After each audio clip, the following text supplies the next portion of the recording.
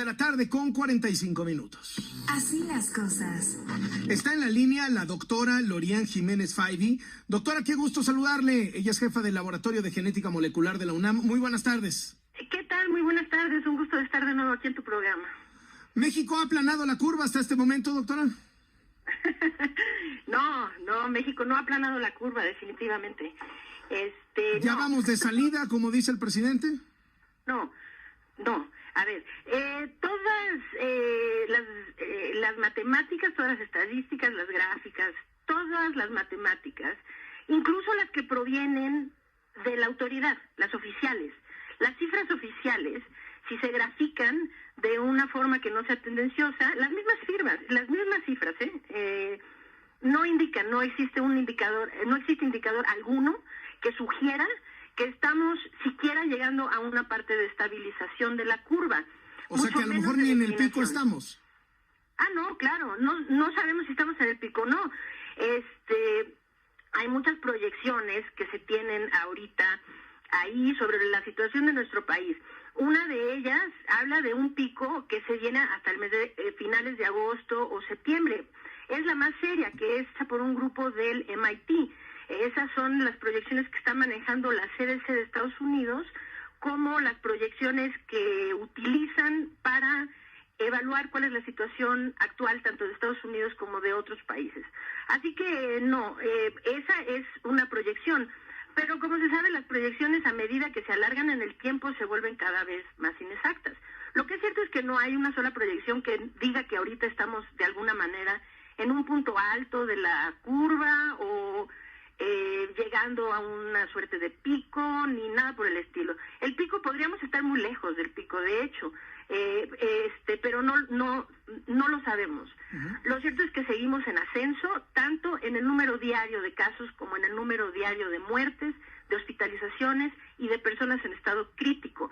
Estos 4 indicadores, se vea el que se vea, indican que estamos todavía en una etapa de ascenso franco.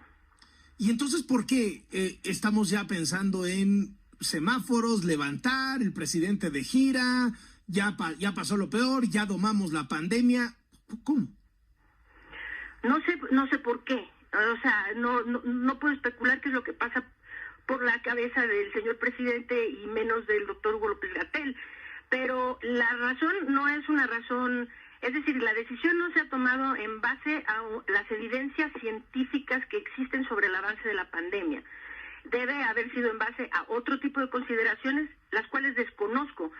Pero en términos, si vemos los números, las estadísticas sobre el avance de la pandemia en nuestro país, la decisión no fue tomada con base en eso, porque aquí no hay ningún indicio, digan lo que digan, de que estamos disminuyendo. Entonces, esto, tristemente, podríamos llegar a ser como un caso de estudio, ¿no? Todos los países que han hablado, siquiera proyectado, pensado en tener reaperturas o regresar a las actividades sociales, económicas y demás, lo han hecho cuando sus evidencias científicas les han permitido tener la comprobación de que efectivamente están en la bajada de la curva epidémica. Si ven, por ejemplo, las decisiones tomadas por el gobernador del estado de Nueva York, Andrew Cuomo, hasta la fecha, ahorita es muy evidente, bajo cualquiera de las variables evaluadas, que la ciudad de Nueva York está ya muy, muy abajo en su curva de contagio. Sí, la curva está clarita, ¿no? Sin embargo, el gobernador sigue siendo muy renuente a simplemente abrir todo, ¿no? Todavía lo está haciendo con pincitas y tratando de irse con mucho cuidado, y se sigue muy estrictamente haciendo pruebas a toda la población, seguimiento de casos y contactos, se sigue haciendo vigilancia muy extensa, etcétera, y garantizo que en el momento que empiecen a ver que vuelve a haber alguna señal de aumento, vuelven a cerrar todo.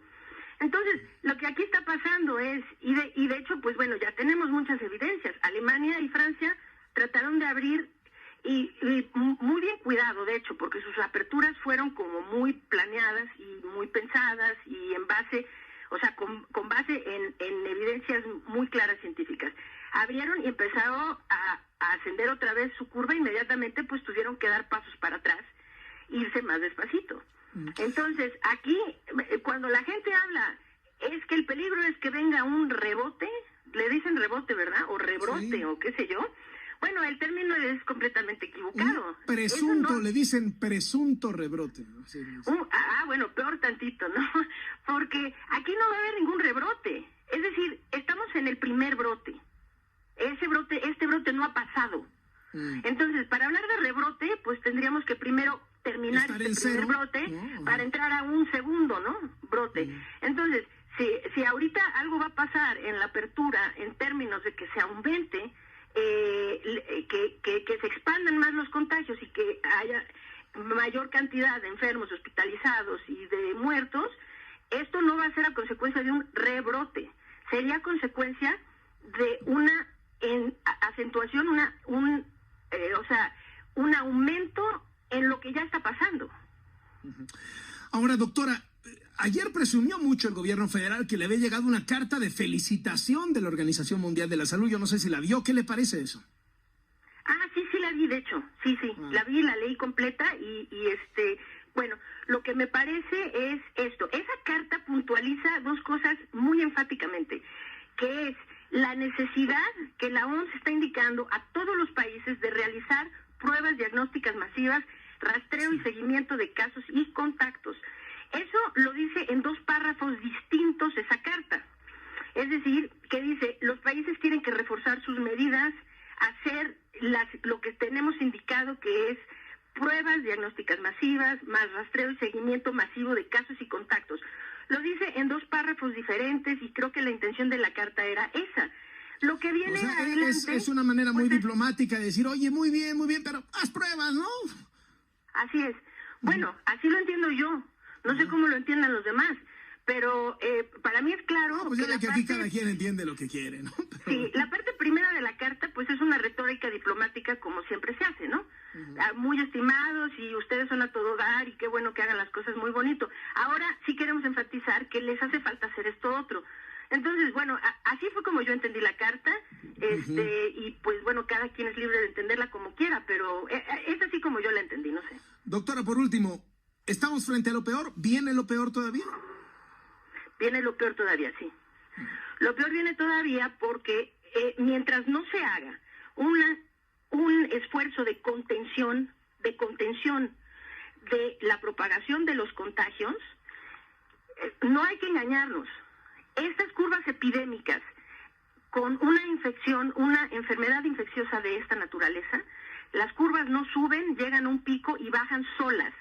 Esto ocurre solamente si existe algún tipo de intervención, o algún evento que ocurra, que puede ser, por ejemplo, voy a ser muy clara, una de las razones por las cuales puede disminuir es que simplemente se termina el número de personas que posiblemente pueden ser infectadas, ¿no? Si se está graficando casos, o que se termine el número de personas que posiblemente pueden morir, si se está graficando la curva en base a muertos. Ahora, estas curvas suben y siguen subiendo, al menos que ocurra alguna intervención, como meter una cura, como meter una vacuna, o cómo contener el problema. Ahora, aquí no estamos haciendo, nuestras autoridades no hacen ninguna estrategia de contención. Lo que hacen es solamente mitigación. Los países que han tenido éxito hacen contención. Punto. Claro, la contención en mancuerna siempre, con la mitigación, desde luego. Pero la estrategia que está siguiendo nuestro gobierno es la más costosa, tanto económicamente como en vidas, que se puede seguir y además no resuelve el problema. La mitigación ayuda a hacer más lento el ascenso de la curva, pero no ayuda a bajarla. Entonces, para bajarla, pues se tienen que tomar medidas de contención. Y esto no tiene vuelta de hoja, no tiene remedio. Es decir, y entre más se tarden, va a ser más costoso y más difícil y el resultado va a ser menos satisfactorio. Si esto se hubiera hecho desde un inicio, estaríamos más en el escenario de Taiwán o de Hong Kong o de Vietnam o de Nueva Zelanda, por ejemplo. O sea, el manejo ha sido, hecho desde el principio. desde su punto de vista, el manejo ha sido pésimo. El manejo ha sido muy deficiente, sí. Criminal lo llamó en alguna medida, ¿no? O sea, no. Recuerdo que en la entrevista anterior me decía, es criminal lo que están haciendo. ¿Dije eso? Sí, algo así. Sí. No. Se me quedó lo criminal. No creo que haya yo usado esa palabra, Bueno.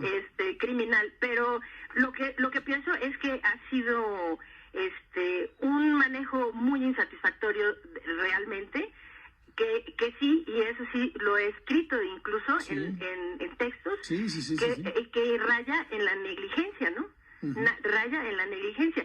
No estoy segura que le llamaría criminalidad, porque Bueno, eso implicaría que es con dolo, ¿verdad? Y no creo que sea ese el caso, pero sí es negligente definitivamente, sí.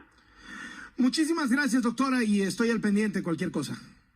Muchas gracias, igualmente. Hasta luego. Lorian Jiménez Hasta luego. Faibi, ella es jefa del Laboratorio de Genética Molecular de la UNAM, es doctora en Ciencias Médicas con especialización en microbiología, es egresada de la Universidad de Harvard y opina de la manera que usted acaba de escuchar. 1:56.